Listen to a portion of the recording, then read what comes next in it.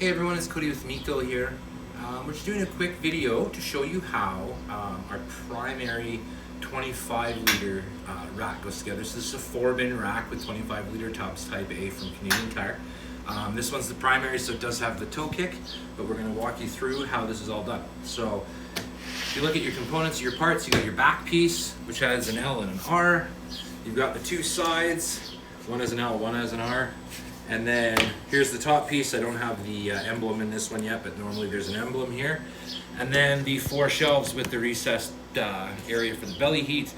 One of the shelves has 2 extra holes. Now that's important for the next part here. So what we're going to do is we're going to start with a side. So we've got here, it shows left and it shows the L here. L is going to align to L, makes sense, just like so. These two are going to align. It's going to sit flush to the top, and it's going to sit flush to the side. It's going to set into this dado. So then your screws on this are going to go through the back and in. I'm just going to cinch these ones in. It is important that these line up really well. The assembly of the rest of the rack is going to rely on how well everything is lined up. So take your time, make sure everything is where it needs to be. It's kind of an awkward angle I'm doing this at, so that I can show you what I'm doing. There are 5 screws per that attach the back to each side.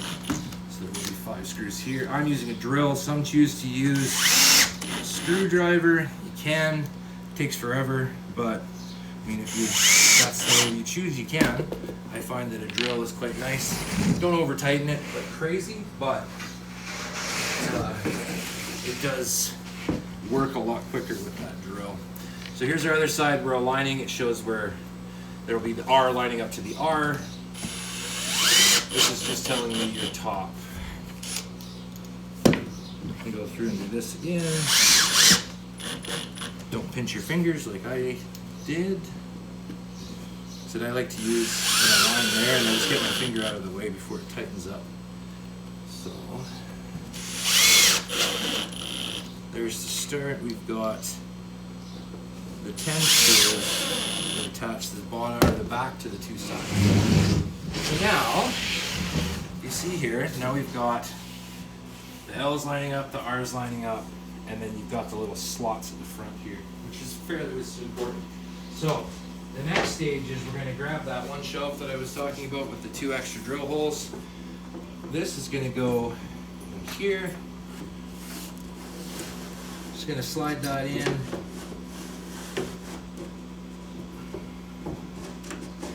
Normally I do this on its back, which actually does help quite a bit. Like I said, I am trying to do this so that you can see it, which makes things a little more challenging, but usually these are quite simple to put in. There. So if it's sitting correctly, like I said, for the bottom shelf, I like to do the while it's on its back. It just seems to line up and be easier to do that way. However, for the sake of the video, so you can see, this lines up nice and flush here. I'm just going to lean across the camera, sorry. And this is going to line up flush there. So there are additional screws. We're going to grab those in a sec. The reason that we start with the bottom is the slot here now becomes the area for the toe kick. I'll let that sit back down. And we're going to take the 2 screws and hit the toe kick. Now it is important to note, if you have gotten the secondary or the one that's designed to be stacked on top, it does not have the toe kick, it sits flush. So this won't be part of that. But if you did get the primary, now you know how that works. So I'm going to go through and put in the rest of the shelves. You could do the screws on the side and the back and stuff right now. It doesn't hurt anything if you want to do it that way. I'm just going to kind of go through. So again, with your top, or the part facing up, has your recessed screw for your heat tape. You're going to get past this here, give it a little bump, and it goes. Again, this is easier to do on its back, but also quite doable this way. So, flush to the front, and again here.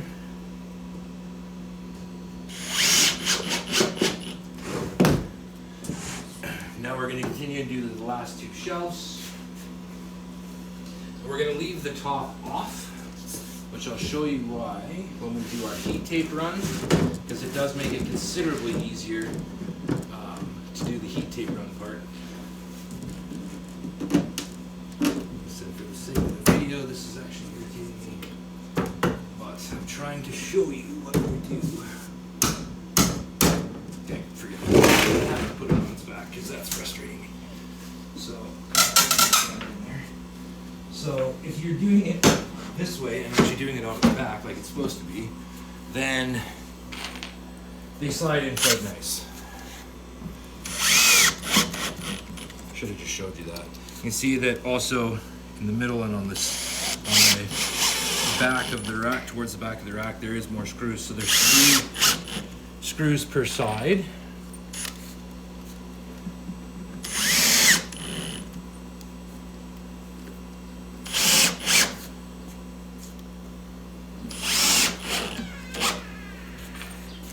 Puppy's gonna come and have hello.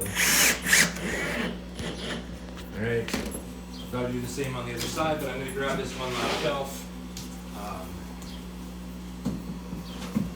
Tucking this guy down, follow into the groove. There she goes.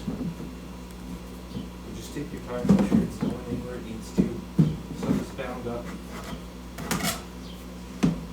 So that goes like that. Give it a little tally. Line it up flush with the top, or what should be the front. Like I said, now I've got this on its back, so. And the same thing with your 3 screws. Like so. We're just gonna put this guy this way. I'm gonna get all these other screws on this side in. Make sure that the shelving is inside the dado. That aligns the shelf, keeps everything nice and square. I'm actually brought those in a little bit too much. You're actually wanting to go just flush, or even just a hair beyond flush. If you look, you still feel it. If you over tighten it, makes a bit of a mess. 1 sec, my battery just died. So this is North American PVC, so it is a little bit more forgiving as far as over tightening, but like it's not just gonna freaking crack, but it is something to be conscious of, that for the best grab you're gonna want to just get it just past flush. You're gonna notice that on the sides, these holes here that are actually for putting in the heat tape, those holes are lining up now to the grooves in the recessed heat tape area. Excuse me. So, put these guys together. There we go. So now what I'm going to do, I'm going to flip it up. All the side screws done, all the other screws done. All the shelves are facing in the right direction. So now, just to show you how this part's done, I'm going to grab the heat tape. And actually, it's probably easier if you go on that side.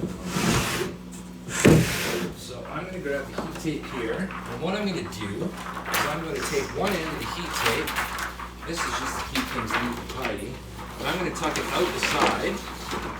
Okay, and you can kind of see that I tuck it out the side, but then when I bring it back in, I'm just going to put it into this slot, because we're actually slotted on the recessed area. Jam it up here. Let me jam it up. Oh, I didn't go back over here.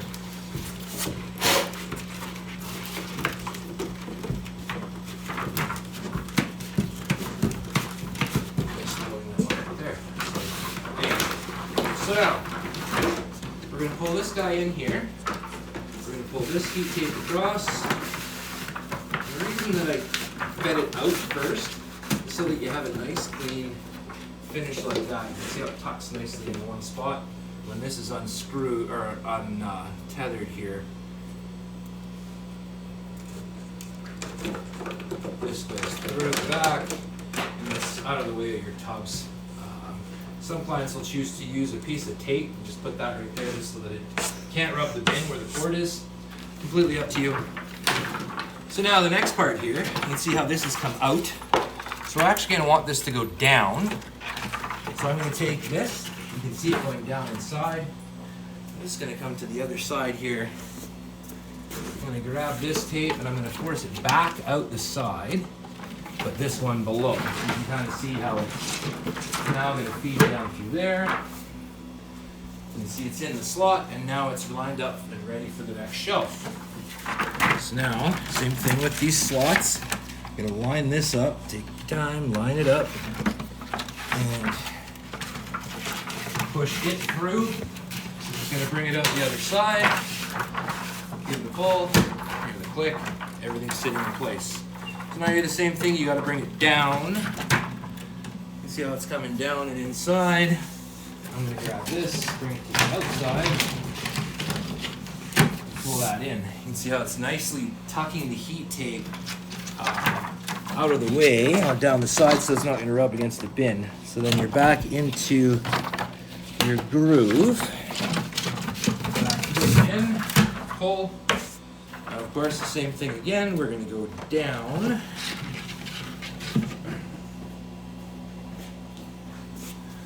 This one, like I said, we're going down and back out the side. And now that's just going to leave our final pass here where I put the heat tape on the bottom shelf. I find it's easiest if you tip this so that you can actually see it. Just because it's a little tricky to see if it's sitting upright where that slot is that you have to put it in.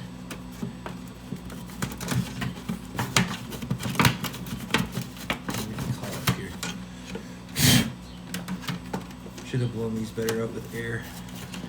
Yours won't fight you like this because before we ship them out, they get properly cleaned so that you don't have that issue that I'm having right now. Alright, so you can see that's now tucked inside.